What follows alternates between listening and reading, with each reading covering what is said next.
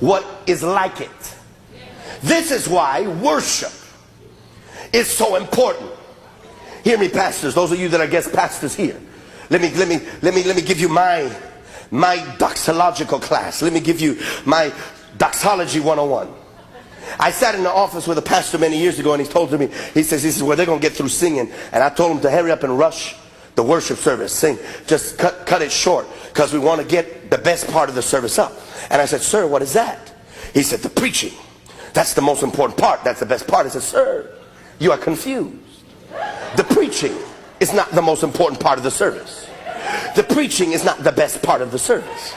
I said, it is the worship that is the most important part of the service.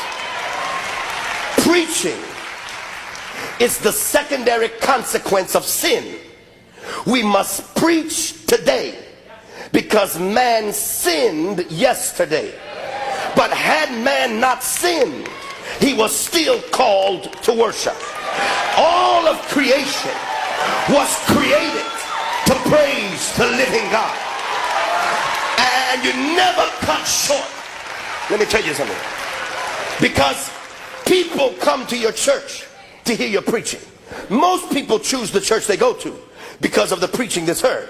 But God chooses the church he goes to, not because of the preacher.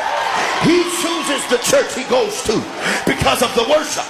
And you can be a great preacher, but if God is not here, the sick will not be healed, the bound will not be delivered, the sinner will not be saved.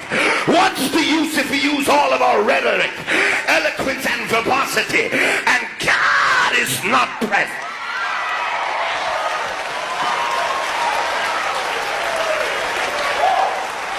Never cut short the worship.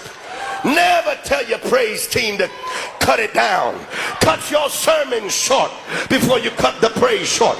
Because Peter only preached. The entire message on Pentecost, you can read it, was preached in 4 minutes and 37 seconds. You can read the whole thing in 4 minutes.